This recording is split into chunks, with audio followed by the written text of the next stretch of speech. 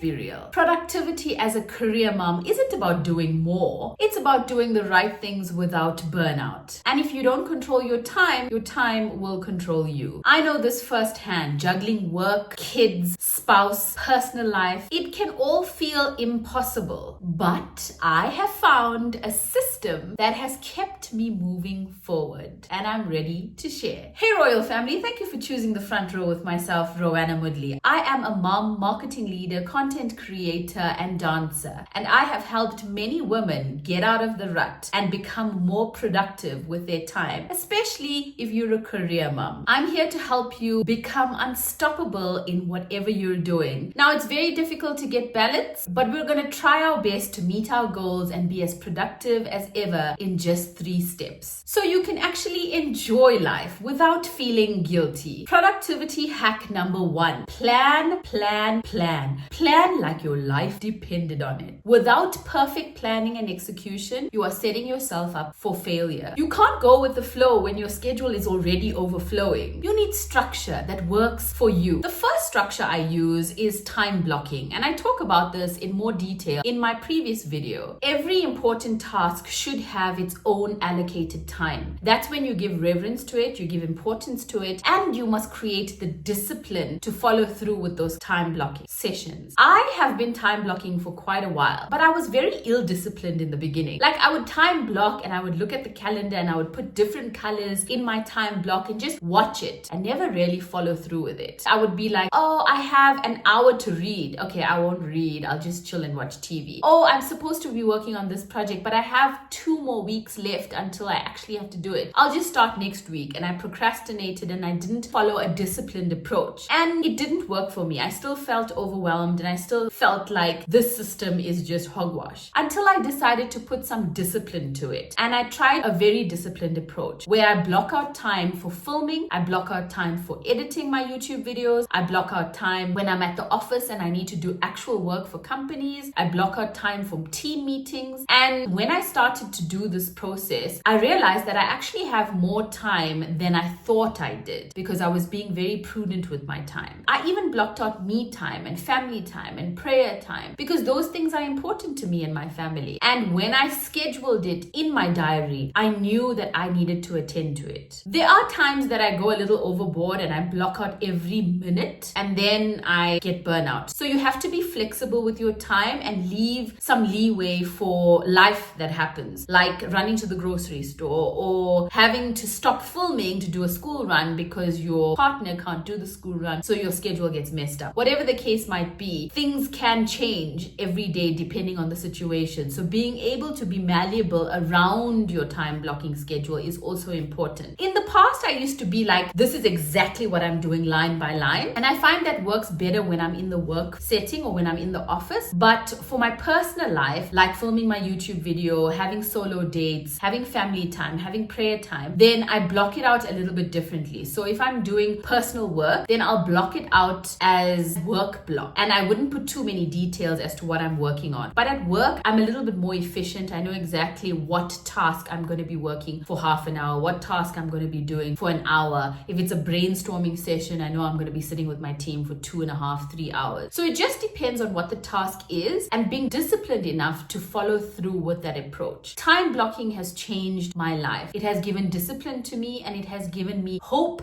that I can balance it all because I have multiple hands like the divine Mother Shakti. Talking about multiple hands, the next planning structure I have is to use multi-layered timetables. And I love doing that. I have a personal section which I have things that I need to get done, like grocery list. I have a family section which I need to do for my family or my kids need to do something. I have a work list that is separate that I need to get done for work. I have a content creation thing that's separate. So I compartmentalize all the things that I need to do in separate columns. I use reminders and Notepad on my phone predominantly because that's very quick. I do a checklist and I keep it on rotation, and as soon as I'm done, it will rotate for the next next run and for the next due date that I have to submit something. For work, I use systems that are in place at work in itself. And then from there, I try to fit everything in my calendar to make sure that I'm touching base on each of those goals that I've set for myself, and thus the reminders that I'm putting in place and the work that I need to do to meet those goals that I've set for myself. And having the system sounds a bit insane, but it works for me. If you organize yourself in a structured approach and you have one place that you can find everything, then I think that's going to work. The next plan strategy I use is a shared family calendar. I send reminders and I share events. So if there is a dance class that I need to teach, then I will send that calendar invite to the rest of my family so that their time is blocked, knowing that I am away from this time to this time because I have dancing. Or if they have something that they need to go to, it's blocked out on all our calendars, so we're aware of what everybody is doing. This system works because there's transparency. We live in a very, very busy world. I mean, there's sometimes that I can do my whole day, come home, do what I need to do in the evening, just say good morning, good night, how was your day, and fall off to sleep and not have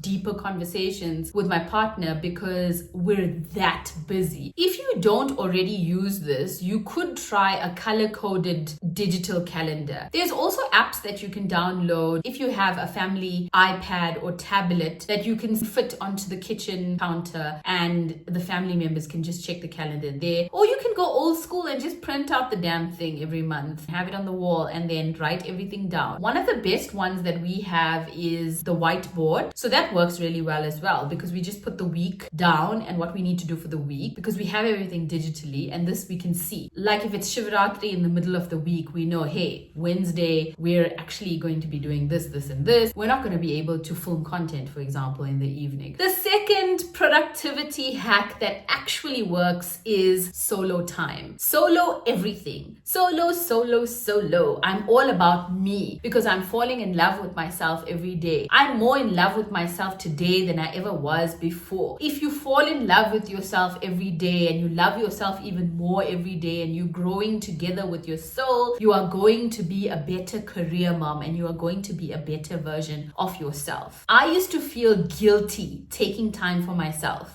and I used to think that I'm not a good mom or I'm not being efficient at work because I'm taking time to eat during the day. And I wasn't a happy person. I was stressed, I was burnt out, I was stuck. And then when I fed myself information and content that spoke to me, that told me, hey, you need to actually love yourself, I started to go back to the old Rowena before I got married. I used to take long drives to the beach and I used to sit and read, and I used to go on dates with myself. I used to take myself to the movies. I used to take myself out to lunch and dinner. I used to buy myself clothes and flowers. And so because I was that person when I was single, I was a better version of myself and I was very much more driven. And then suddenly when I became a mom, all of that stopped and I was just focused on my family and work. And I forgot about myself and I stopped loving myself. I was almost going through a breakup with myself. And so I needed to mend that relationship. And I don't do it all the time and I don't do it every single day, but I try to use some time in the week to dedicate to myself. Whether that is listening to my favorite jams for about 20 minutes, whether that is reading, whether that is having a wax session, whether that is doing my nails or going for a massage, whether that is a little bit of meditation and spending time with myself and my thoughts, whether that's going for a little walk, whether that's dancing and spending time with the movement that gives me joy. I try to do that as much as possible because I know that's going to feed into my happiness and it's going to make me a better person overall. The best thing I did for solo time is to also schedule it in my calendar. Something I have tried a little more aggressively recently is to have quiet time without cell phones and distractions. It's very difficult because my phone beeps. So I try to put that on silent and I don't look at my phone, especially in the early mornings, because I find if I get into my phone, then I lose focus of like what I want to achieve in the day. It's a difficult thing because I work in marketing, and in the digital marketing space, you have to be kind of always online. But I'm trying to find a balance where I'm scheduling half an hour to be online online, check social media, interact on social media, post online. That seems to be working, and it feels like it is a little bit healthier than just having scroll time endlessly and then you don't have any structure. But if you know from this time to this time, I'm scrolling on social media, I'm looking at stuff randomly, I'm engaging with my audience, whatever the case might be, then at this time I'm stopping and I'm doing something else. Then it gives your mind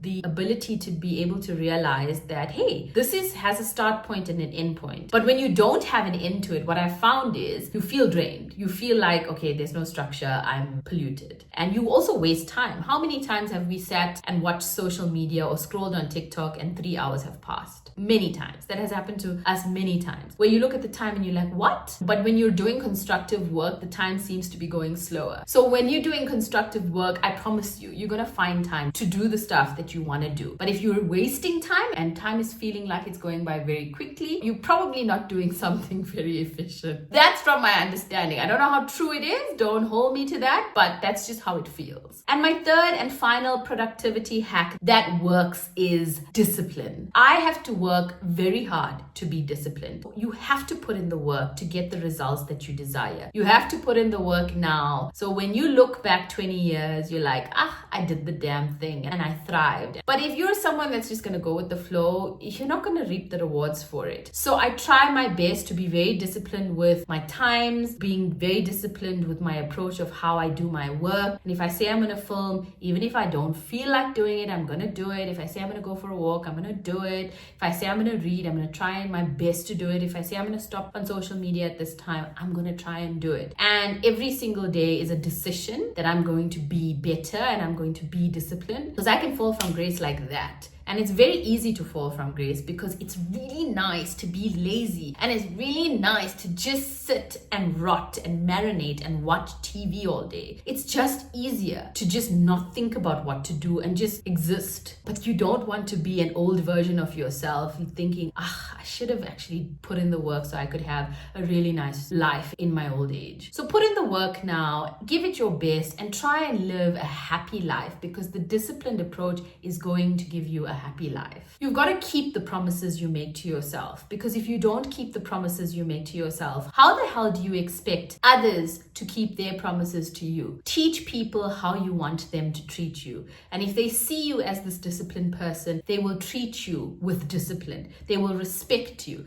and they will honor you and they will give favor to you. That is how it works. That's how the world is made. Also, mean what you say. If you said no, mean it. If you said you were going to do something, mean it. Don't just say, I'm going to do this, this, and this, and then nothing. Rather be silent and just get it done. Or if you really want to say something, mean it and action it. The other thing that's important to do is to track your goals. Have an Excel sheet or some program that will help you track your goals. Have a vision board at the beginning of the year. And when you have your vision board, then have your goals on how you're going to attain them. What is your goal for Q1 so that you can reach the end goal at the end of the year? When you start looking at your goals and keep focusing on this thing, you will see that your progress is far greater than if you didn't track it and if you didn't know what was happening. The data, the insights, the statistics matter. And if you regard your personal life and your career life with reverence like that, you will see the results in a positive way. You should be disciplined enough to understand that there is no time to waste. And if you need more time to relax because you do get edgy if you have too many things in your diary, that's also okay. Schedule it in your calendar. You want to make the calendar work for you